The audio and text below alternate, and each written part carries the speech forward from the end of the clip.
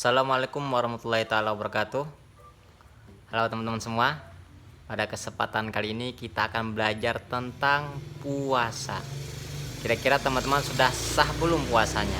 Sudah tahu belum apa saja hukum-hukum yang membatalkan puasa? Apa saja hal-hal yang bisa membatalkan puasa kita?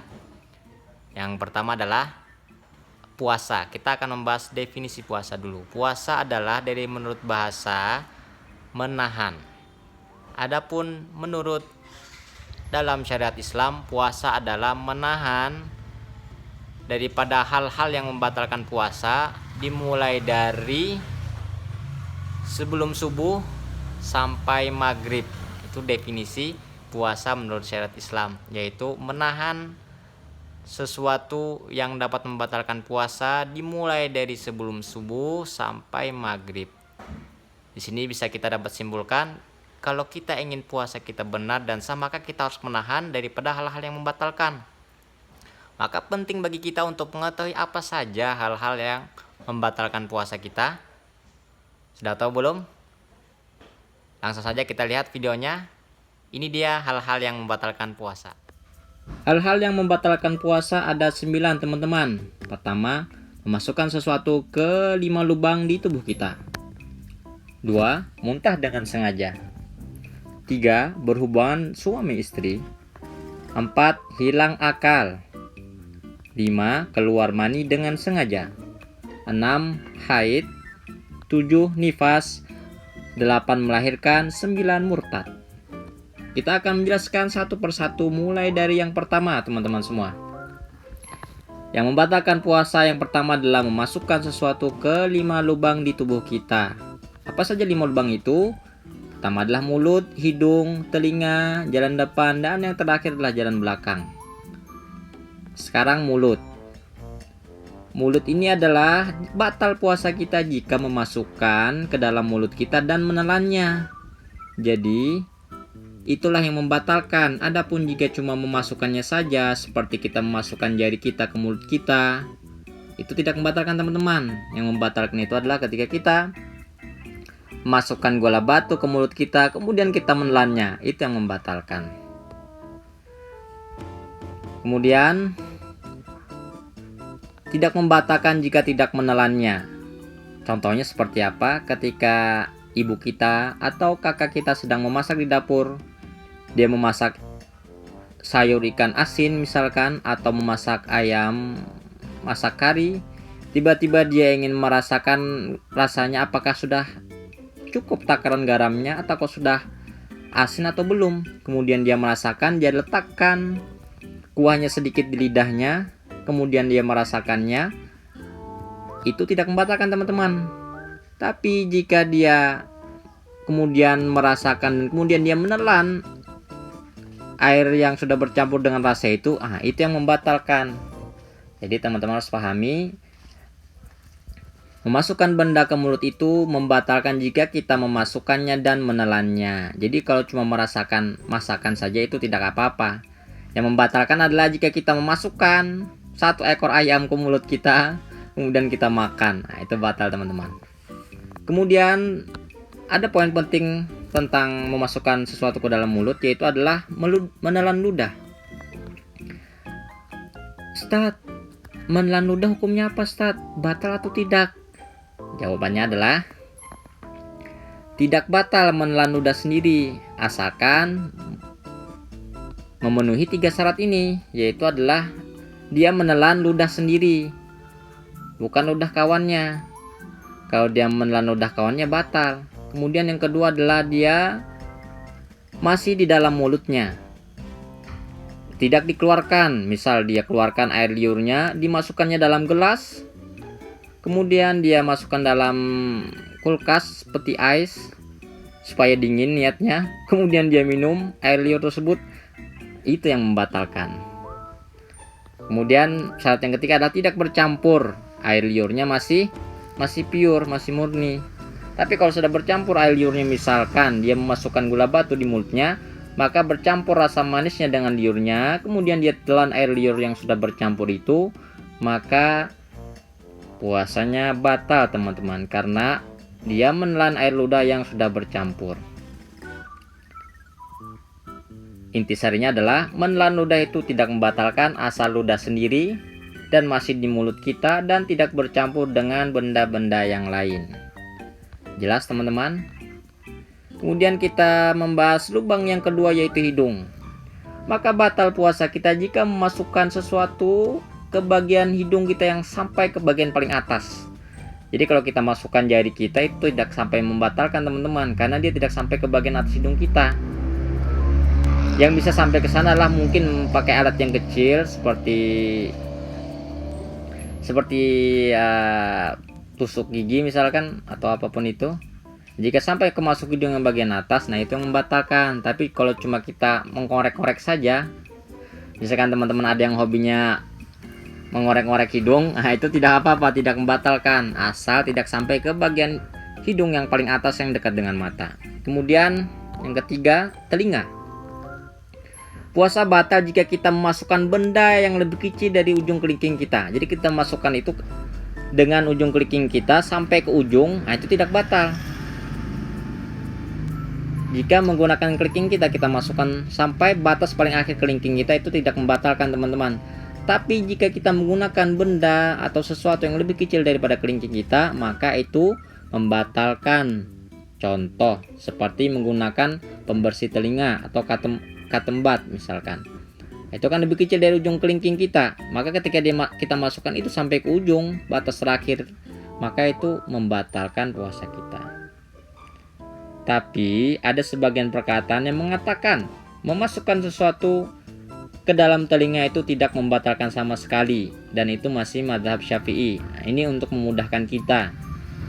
Seperti saya misalkan, saya kan suka mendengarkan musik. Ketika saya menggunakan earphone, maka itu tidak membatalkan. Karena ada yang berkata bahwasanya memasukkan sesuatu ke lubang telinga itu tidak membatalkan. Tapi kalau kita pikir-pikir, earphone itu juga tidak sepanjang kelingking kan, jadi tidak apa-apalah memasukkan ke telinga kita karena dia tidak panjang seperti kelingking. Kemudian yang keempat, memasukkan sesuatu ke kemaluan kita bagian depan. Misalkan teman-teman ada yang sakit, kemudian harus memasukkan selang atau sesuatu atau air cairan ke dalam lubang kemaluan depan, maka itu membatalkan teman-teman. Nah, kemudian atau misalkan perempuan, maaf nih ya, ini bukan kita berkata jorok, ini untuk ilmu. Ketika perempuan itu beristinja atau membasuh kemaluannya ketika habis setelah membuang air kecil, maka jangan sampai dia membasuhnya menggunakan tangan sampai memasukkan jari jemarinya ke dalam itu, maka itu akan membatalkan teman-teman semua. Nah, kemudian yang terakhir, memasukkan sesuatu ke lubang bagian belakang, yaitu dubur kita, maka itu membatalkan kita. Makanya ketika kita istinja, ketika setelah membuang air besar, maka kita gunakan perut bagian jari tengah kita. Jangan kita menggunakan ujungnya, tapi menggunakan perut bagian jari-jari kita. Kita gosokkan di bagian tersebut sampai bersih teman-teman semua. Lanjut, yang kedua, muntah dengan sengaja. Muntah dengan sengaja itu adalah membatalkan puasa. Contoh, dia sengaja mencari bau-bau yang sangat menyengat, akhirnya muntah. Itu membatalkan. Tapi kalau dia tidak sengaja, misalkan tiba-tiba dia memasuk ke ruangan yang dia tidak tahu, ternyata di ruangan itu bau, kemudian dia muntah. Nah, itu dia tidak sengaja, karena dia tidak tahu di ruangan itu memang ada bau busuk yang menyengat. Jadi harus dibedakan, kalau muntah dengan sengaja itu membatalkan, dia sengaja mencari muntah itu, maka itu membatalkan. Tapi kalau dia tidak sengaja, itu tidak batal teman-teman semua. Ketiga adalah hal yang membatalkan puasa, yang ketiga adalah berhubungan suami istri. Nah, jadi untuk teman-teman yang sudah menikah itu harus memperhatikan ini. Maka batal puasanya laki-laki jika memasukkan semua bagian kepala kemaluan laki-laki, maka batal puasa sang suami atau laki-laki itu. Tapi kalau dia tidak memasukkan semua bagian kepalanya, misalkan setengah saja, maka tidak batal. Jadi yang membatalkan itu adalah jika memasukkan semua bagian kepala kemaluannya. Kemudian untuk istri ataupun perempuan itu lebih ekstrim lagi, lebih ketat lagi. Jika benda itu melewati batas yang terbuka saat perempuan itu jongkok, maka batal puasa istrinya, walaupun kemaluan itu tidak masuk semuanya, walaupun cuma sedikit, karena itu memasukkan benda ke 5 lubang. Jadi batal dia bukan karena berhubungan suami istri, tapi karena memasukkan benda ke 5 lubang, yaitu kemaluan bagian depan. Dan ini berlaku untuk hubungan suami istri yang halal, yang sudah menikah, ataupun yang belum menikah, hubungan haram, zina. Dan juga ini berlaku kepada orang-orang yang misalkan naudzubillah min dzalik, dia berhubungan dengan hewan, itu juga membatalkan. Atau dia berhubungan lewat bagian belakang perempuan, itu juga membatalkan puasa. Membatalkan puasa yang keempat, hilang akal. Itu kita bagi menjadi 2 teman-teman. Pertama gila, yang kedua pingsan atau mabuk. Jika gila, maka batal puasanya walaupun cuma sebentar. Tiba-tiba teman kita berkata, aku tidak suka uang, aku suka batu. Kita bagi uang, dia tidak mau, dia robek-robek. Ketika kita bagi dia batu, dia terima, dia bahagia. Ternyata nih gila kawan kita ini. Maka ketika dia gila walaupun cuma sebentar, maka batal puasanya. Kenapa aku memegang batu? Kenapa aku sobek uang-uangku? Dia sadar. Walaupun dia gilanya cuma sebentar, kemudian dia sadar kembali, maka itu membatalkan puasa. Kemudian kedua, pingsan atau hilang akal karena pingsan atau mabuk. Itu jika dia sengaja, maka batal puasanya walaupun cuma sebentar. Contoh, dia sengaja misalkan mencium bau yang sangat luar biasa, busuk dan baunya, kemudian itu menyebabkan dia pingsan, maka itu membatalkan puasanya walaupun pingsannya cuma 1 menit 2 menit. Seperti itu teman-teman. Tapi jika dia tidak sengaja, misalkan dia tiba-tiba pening kemudian dia pingsan, tidak sengaja, mungkin karena dia letih atau bagaimana, kemudian dia pingsan, itu tidak batal puasanya teman-teman, kecuali dia pingsannya itu 1 hari penuh. Misalkan dia pingsannya dari sahur sampai buka puasa, itu membatalkan. Tapi kalau dia tidak, tiba-tiba dia bangun tengah harinya, dia pingsan dari sahur, tiba-tiba dia pingsan, kemudian dia tengah hari dia bangun, maka itu tidak membatalkan. Walaupun dia setelah bangun itu pingsan lagi, tidak membatalkan. Karena yang membatalkan itu adalah jika dia pingsannya 1 hari penuh. Yang kelima, membatalkan puasa yang kelima adalah keluar mani dengan sengaja. Bagi teman-teman semua yang sengaja mengeluarkan air maninya, entah dia menggunakan tangan atau entah dia menonton film-film yang berbau pornografi, kemudian dia keluar air maninya karena sebab yang dia lakukan itu karena menonton atau menggunakan tangan, maka batal puasanya. Adapun dia tidak sengaja, contoh misalkan dia tidur kemudian dia mimpi basah, itu tidak membatalkan karena tidak sengaja. Lanjut lagi. Membatalkan puasa yang keenam adalah haid, yaitu keluarnya darah haid bagi perempuan saja. Ya, walaupun sebentar keluar haidnya, misalkan 2 menit sebelum azan maghrib tiba-tiba dia keluar haid, maka batal puasanya. Kemudian yang ke-7, nifas, yaitu darah yang keluar setelah melahirkan. Istri saya melahirkan pukul 12 malam. Kemudian tidak ada keluar darah sama sekali.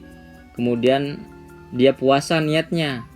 Paginya dia sahur, kemudian ketika tengah hari tiba-tiba keluar darah. Ternyata itu darah nifas teman-teman semua. Karena darah nifas itu tidak mesti langsung keluar, bisa jadi dia keluarnya setelah beberapa jam setelah itu. Maka ketika dia keluar darah nifas, maka puasanya batal. Kemudian yang ke-8, melahirkan. Ketika perempuan melahirkan seorang bayi ataupun bakal bayi, misalkan dia keguguran, maka itu membatalkan puasa juga, teman-teman semua. Sangat mudah. Oke, lanjut. Yang terakhir adalah murtad. Orang murtad adalah ketika misalkan dia mengatakan bahwasanya Nabi Muhammad itu adalah bukan Rasulullah, bukan utusan Allah, atau dia ragu mengatakan bahwasanya Al-Quran itu kayaknya perkataan manusia. Kayaknya Al-Quran itu adalah dongeng-dongeng orang-orang dahulu, cerita-cerita saja. Maka ketika dia meyakini itu, maka dia sudah disebut murtad. Maka ketika dia murtad, maka batallah puasanya. Jadi itulah teman-teman semua, 9 hal yang membatalkan puasa. Yang pertama adalah memasukkan sesuatu ke 5 lubang di tubuh. 2. Muntah dengan sengaja. 3. Berhubungan suami istri. 4. Hilang akal. 5. Keluar mani dengan sengaja. 6. Keluar darah haid. 7. Keluar darah nifas. 8. Melahirkan. Dan ke-9 murtad. Semoga kawan-kawan bisa memahami ini semua dan menghafalnya dan mengamalkannya, dan semoga puasa kita pada tahun ini insya Allah penuh dengan keberkahan, penuh dengan kenikmatan, dan pastinya mendapatkan ridho Allah Subhanahu wa Ta'ala. Sekian dari saya. Assalamualaikum warahmatullahi taala wabarakatuh.